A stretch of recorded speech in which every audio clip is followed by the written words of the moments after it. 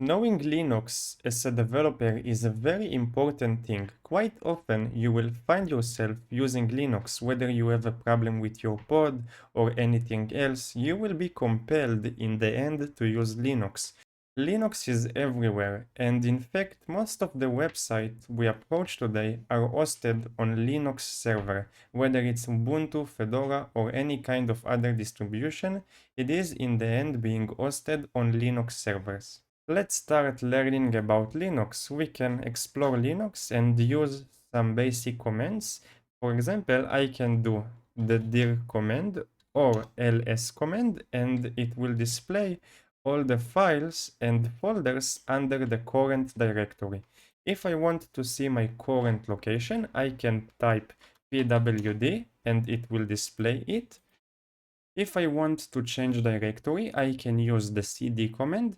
It stands for change directory, cd, and specify the directory we are looking to navigate to. We can do cd/bin and take a look at all the files under the bin directory. Here we shouldn't touch any of those files. Those are system utilities. For example, you can find a lot of system commands such as ls and much more. We shouldn't touch this directory because it provides a lot of system utilities such as SSH and much more.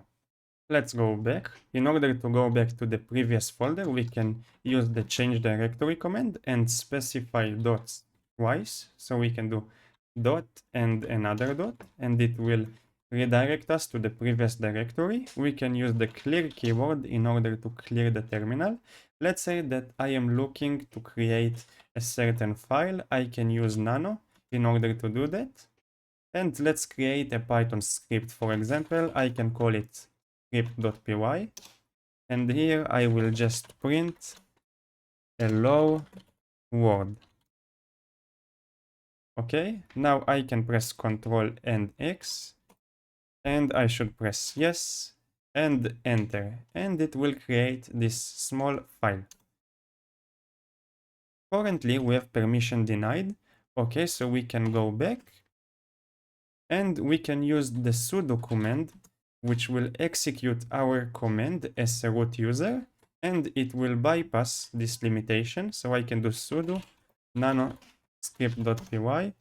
Now I will specify the password, and here I can do the exact same thing. So I can do Python script. Let's save it now, and as you can see, it is working.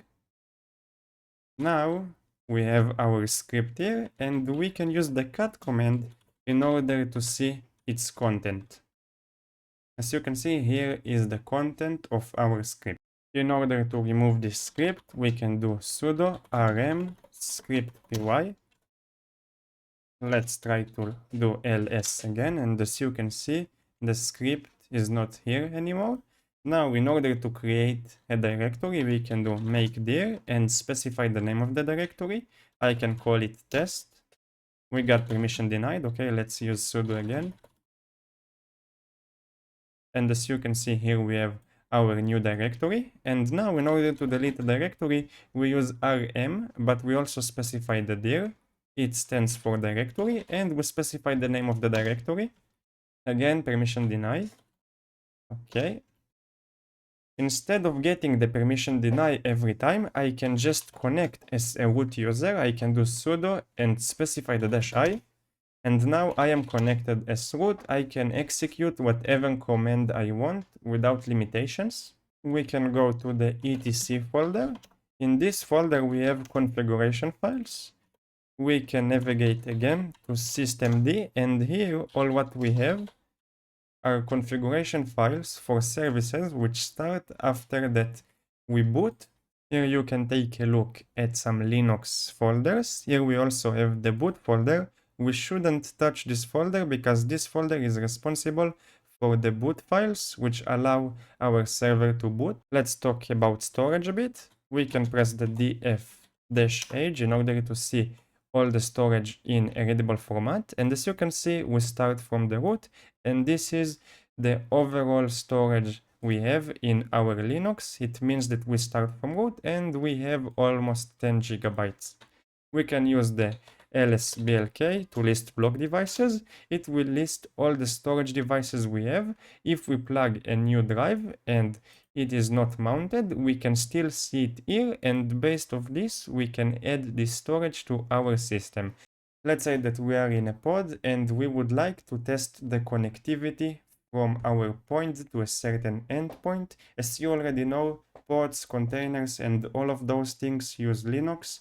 So we can use the curl command.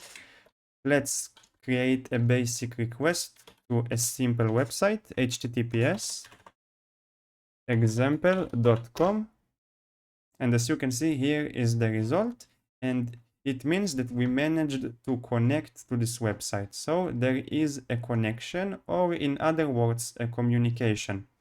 It might be a useful thing when you want to see if your pod has access to a certain endpoint. In order to install things in Linux, we can specify the sudo apt update, and then we should specify the thing we want to install. In our case, I am looking to install Nginx, so I can do sudo apt install Nginx, that's the command, and now we will let it run. Let's wait for it to finish. Okay, we should get out of this folder. And now we can do systemctl status nginx. It will allow us to check the status of the nginx service. And as you can see, it is active. I can also stop the service if I want. I can do systemctl stop nginx. Or I can also start nginx. And if I want to make it run after a restart, I should do enable nginx. We can use the cat command in order to see the nginx configuration. This time we can just specify the command and also specify the path. So do you remember that in etc we have configuration files? So we can do etc/nginx and specify the file name, which is nginx.conf. And take a look, here we have our configuration file for nginx. Nginx is also a widely used web server. In the end, we should provide a file to Nginx, and Nginx will serve this file. Nginx by default runs on port 80, so we can do curl and specify localhost. And as you can see, this is the Nginx webpage. Let's continue our navigation. I will exit from the root user. Now we can do cd/home, and we should make a directory. Here I can do mkdir. I will make sure to add sudo, and I will call it scripts. Let's do ls, and as you can see, here is our new directory. It is not recommended in a real server, but just for the example, in order to give permissions for anyone who wants to write into this directory, we can use the chmod command and specify 777 and our directory. And now let's do ls-l again. Now we can do the same thing for the scripts directory, but we will have to use sudo. So take a look, sudo chmod, and we gave permissions to the scripts directory. Let's do ls-l again. And now, as you can see, everyone can execute files into this directory, read and write files, all the users in the Linux server, and it is definitely not recommended, especially if there are a couple of people who use the server. That's why you should never do it in production. But let's just try to copy a file into it. So here I have my text file, and I will just drag it. And as you can see, it is working without a problem. Here we have the new file. Sometimes you will try to communicate with other servers, and your server can throw an error which says that the server doesn't truly trust the server you are looking to communicate with. In this case, you can go here to the certificates folder, and you will download the certificate of the website you are looking to communicate with, and you will put it here so your server trusts it. Sometimes you might want that apt install will install files from a certain endpoint. Let's say that your organization has a certain place for downloading packages, and you want to configure your Linux server to download from there when you do sudo apt install. So in order to make it automatically download from there, we can use this command. Here we can add our endpoint, and from this endpoint apt will install. In order to edit this file, you can just change it from cat to nano, which allows you to edit files, and I can add sudo here and just add your endpoint and save it. Let's take a look at the nginx configuration file.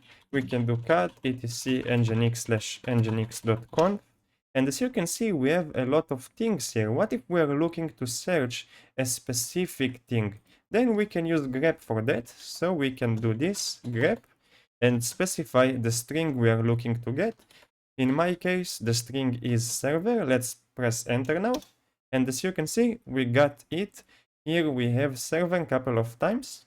Imagine that you have a massive file with hundreds of lines and you just want to know what is a specific value. Then you can just use grep along with this value and it will give you the results. We can use the whoami command in order to see the current user. And let's change to the root user now. Sudo I will type the password and I will use this command again. And as you can see, it displays the root user. We can type this in order to see all the processes.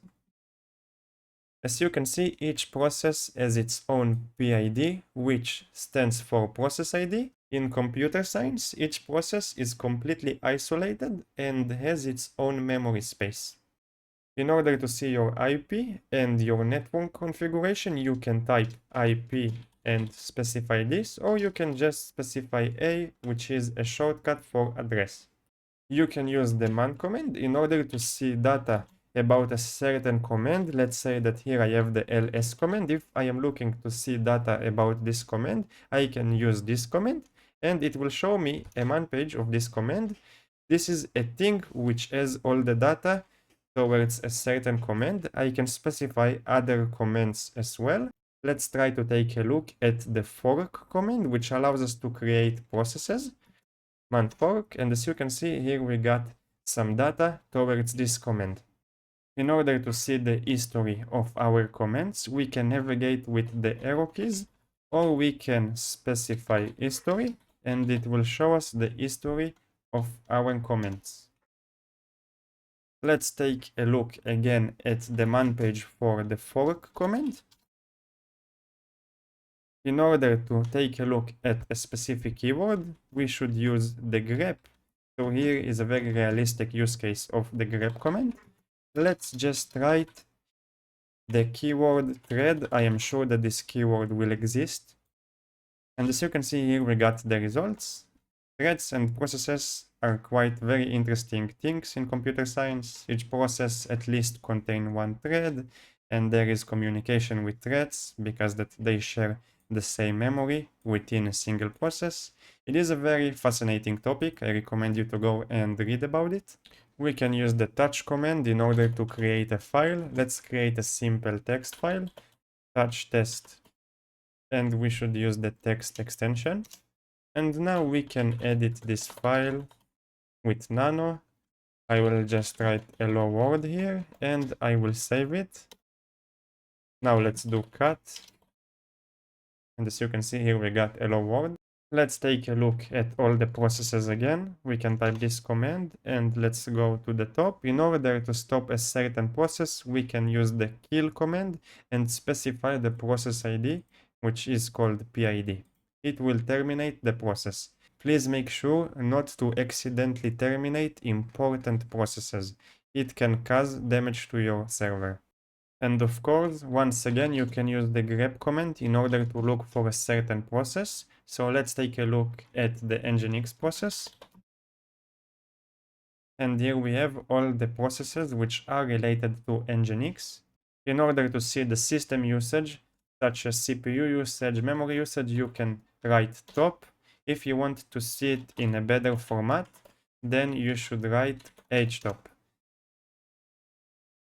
In order to see some data about the operating system, such as the kernel, you can use the uname. If you want to see it with more details, you can specify the uname-a and it will show you more details. You can use the double dash on a certain command in order to get help. So take a look. We can type ls-help and it will give us info related to how to use this command. There are a lot of processes in Linux. and let's take a look at the Nginx process. So I should do grep and specify Nginx. Here we have all the Nginx processes. And Nginx is a daemon process. It means that it runs quietly on the background, but whenever you open an application, for example, the process is not a daemon because you can see the process and is not running quietly on the background.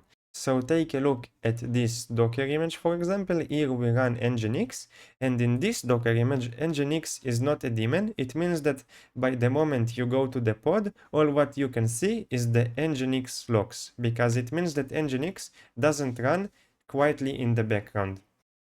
For pods, it is a good decision because that you are looking to see certain logs whenever you access the pod without having to navigate directly to Nginx. So by the moment you will log in and go to the execute shell option, you will see it immediately. All what you will see is the Nginx logs. You can use the echo keyword in order to print something to the terminal. So we can do echo hello. Now the second thing is that we can make a bash script with nano. So let's do it, nano, and we should call it script sh, which is the bash extension. And now I will print this command here, hello. And I will also say this is my bash script. Now I will save it and let's try to run it. Bash script.sh, and as you can see, here is the output from the script. Let's try to edit our script again. We can do nanoscript.sh, and I can do it like this. This is my bash script. I modified it now. Take a look down here. As you can see, it says save modified buffer. A buffer is a certain region at memory which allows us to temporarily do certain things, and once we save it to the disk. So we make a syscall in order to save our data, which is located in a buffer somewhere at memory, to the disk. So we can press yes. A syscall, or so-called system call, is what the operating system does whenever it needs access to the computer hardware. Currently, we were looking to write data to disk. So the operating system asked the kernel for access, and the kernel gave access to the disk, which allowed us to save the modified buffer from the memory to disk. Applications run in user space and a kernel space. In user space, they don't need to do system calls, they are just working normally, but whenever they need to access certain computer hardware and do certain important things, they can move to kernel mode and ask the kernel certain things, such as writing to disk, loading a file, and much more. Kernel is important because that without a kernel, everyone would be able to access hardware resources, and it can cause a lot of bad issues. When there is a new process, the operating system allocates memory to this process so that the process can function normally without any problem, and that the process will have all what it needs in order to run. But the main thing here is that processes don't directly communicate with real memory. All what processes have is called virtual memory. It means that the operating system gives them an abstraction, so they don't point to direct memory addresses because that it is quite not safe. All what they do is point to virtual memory, which is mapped to real memory addresses. Then we have an abstraction which makes things much more safe. And as I said before, each process has its own memory address and also its own process ID.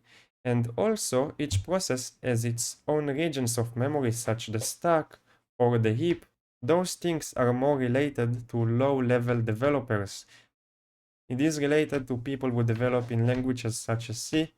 The average C developer will not deal with the stack, for example, since the stack gets handled automatically. The stack is more likely used whenever you use functions or function parameters or things which are related to the scope of the function. So the average developer will not have to deal with all those things, even with using C. Whenever you need dynamic memory allocation, then you will use the heap. The heap is used for borrowing memory, and then you can declare an array with this memory and do much more things. But it is quite dangerous because that if you will forget to free the memory later, you can cause memory leaks and a lot of issues. Those things are not necessarily related to Linux, but it is nice to know. It is related to low-level development or kernel development or driver development, a lot of things which are indeed in the Linux ecosystem. But nowadays, due to languages such as Java, TypeScript, Python, C# and more, we don't have to deal with those things. It is nice though to learn if you are interested in those things. It can give you a good knowledge towards how programs used to be back then. Currently, I am using Ubuntu as you can see here, but Ubuntu is just a Linux distribution, and Linux is a kernel, is not an operating system. There are a lot of distributions who use the Linux kernel, such as Fedora, CentOS, Ubuntu, but Ubuntu is widely used within web servers nowadays and within Linux servers in general for automations, workflows, and much more. If you are looking, for example, to deploy an automation, then using a Linux server, such as Ubuntu, for example, can be a very good decision because that it is quite simple. And also, Linux doesn't consume that many resources, so it is optimized for such tasks. And let's say that you are looking to deploy a service, as we said before, then you can go here, you can go to the etc directory, and here you can do cd systemd, and here you can declare services and make them run. After that, the system will restart, so you can make them run automatically. Monitoring your Linux server is also important. You should know what is going on in terms of CPU usage, memory usage, and everything. You can use, for example, a Python script with a certain library which gives you all those details, and then you can monitor your Linux server by just sending the results to an API, or you can deploy certain things such as Prometheus, node exporter, and much more. Then you can visualize it in Grafana, so the possibilities are truly endless. In order to practice Linux, I truly recommend you to go and download the VMware workstation. It will allow you to use virtual machines, and you can use any operating system, whether it's Fedora, CentOS, Ubuntu, and even Windows, which is not Linux, but still you can use any virtual machines. And then you can also download the MobaXterm software. It will allow you to SSH into the server, and it will allow you to use the server in a very nice and comfortable way. You can copy things to it, you can do much more things, and it is very comfortable. In order to download the Ubuntu server I currently use, we should go to Google and we should type Ubuntu server download, and let's press on the first link, and here it is. This is the server I am using. After that, the download is finished. All what we will have to do is to open the VMware workstation and specify the ISO image, and then it will create the virtual machine for us. In order to download VMware, you should type this VMware workstation, and you should type download, and you should go, you will sign in, and it will let you download it. Now let's see how we can download the MobaXterm software. This is the software which mainly allows us to SSH into our server and interact with the server in a comfortable way. We can copy paste and do all kind of things. So let's type MobaXterm, and now we should go here. We should choose the free version. It is a very good version, and we can use the portable edition. We will wait for it to download. As you can see, here is our download. We should extract it.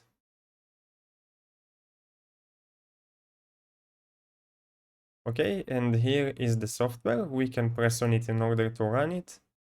It will open up in a couple of seconds. And then I love to pin it to the taskbar and also change the theme to dark.